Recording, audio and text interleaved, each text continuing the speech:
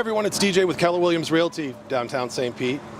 And I'm here today with one of my favorite neighbors, Jana. Hi, DJ. Hi, Jana. How are you today? Oh, good. Good. I'm good. Thank you so much for joining me in the backyard. Thank you for having me. A little neighborhood chat about Historic Kenwood. So, let me start off. Where did you hail from, and what brought you to Historic Kenwood? And did you know about it beforehand, or no? Well, yes and no. I'm a native Floridian, born on the East Coast, but I was in New York for the last 35 years, and I was actually preparing to sell my condo after a divorce situation. And my daughter had moved to Florida 2 years previous, so I sort of had in the back of my head, maybe I should think about Florida, even though I was looking at upstate New York at the time. And my neighbor, who I went to college with, who was helping me with the staging of my condo to sell in New York, said, Jana, have you ever thought about St. Pete? And I said, well, no. Because Mary was moving from St. Pete to literally my neighborhood in Brooklyn, and I was leaving St. Pete and thinking, had you been to St. Pete before? I had only come to the original Dali Museum once, and that was it. And I lived in Sarasota for like 2 years going to college, and I thought, God, I love the West Coast. Maybe I should go look. I was looking in St. Augustine, and I just couldn't find, the guy just didn't hear what I was saying or what I was looking for. So I was very excited about getting back over here. I knew I didn't want to live on the East Coast. It just wasn't anything that I could recall, a reason arts-wise or culture-wise that would grab me.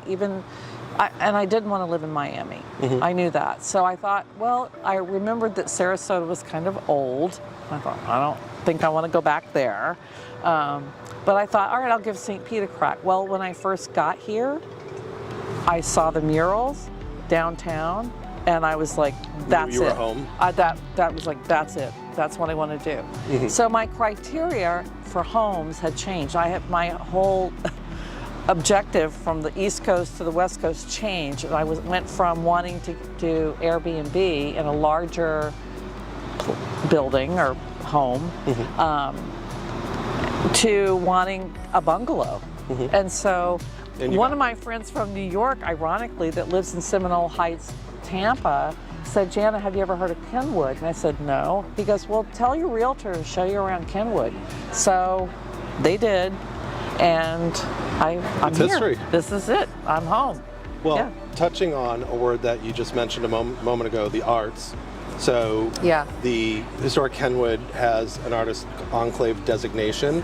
Can you tell me a little bit about it, and also what being a part of the Artist Enclave means to you? Well, the Artist Enclave and how I got attached to that, or how I first heard about it, I think was when I got a Kenwood newsletter in my mailbox, and otherwise I don't know how I would have known. And so I thought, well, this will be a great way for me to entrench myself, thinking that, because I was kind of a big deal neighbor I lived in another historic district, and I'm very much into the history of stuff. And so when I saw the newsletter saying that if you want to join the Artist Enclave, so I did, and I met the person that was the liaison at the time, was Charla Cribb. Now, and that was Michael, I can't think of Michael's last name right now. Sorry, I had a glass of wine, can't think of anything. Anyway, long story short, so I joined, and immediately I just sort of felt this sort of kinship with all the people. They were so warm and wonderful, and I just sort of fell into great luck. The Tampa Bay Times came out and they did an article about me being there, and I have a lot to thank MJ for, because she was very instrumental in getting me sort of involved in it. And I can't tell you how much the Artist Enclave means to me. It means a lot. And I am hoping, we have our first meeting coming up, I think, next week. I'm so excited to see everybody, because I've seen a few of them, but we haven't all been together since COVID. So if I'm hearing you correctly, then it was just a strong, there was already a nice sense of community in the neighborhood, but then on top of it, the Artist Enclave. Well, when I moved here, someone said, you know, if you're buying into Kenwood, you're not buying a house. You're buying into the people. And when they said that, I was that. like, I actually hadn't heard that before. That's that's great. a true story. And I think it's pretty accurate. Yes. They said you're not buying into a neighborhood; you're buying the people. And the second they said that, I was like, oh, I know what that means, because I'm coming from a neighborhood where the people in the neighborhood, we were all together. You know, it was a wonderful situation. Right. So that's all it took. I was like, sign me on. I'm in. I'm here. Amazing. That's great. Yeah. Another thing I wanted to ask you, since you've been here 3 years? I got here September of 2018. Okay. Yeah. So in that time, are there any like local businesses that you absolutely love that you might want to give a shout out to? And tell me if so, like, what you mean local as far as St. Pete?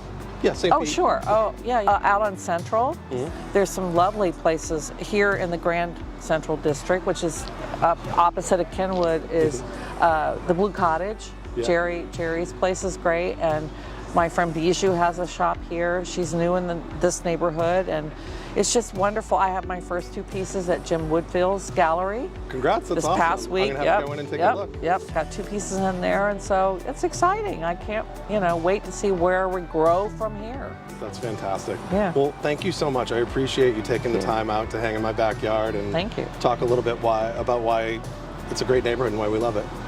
Well, love you too. Thanks.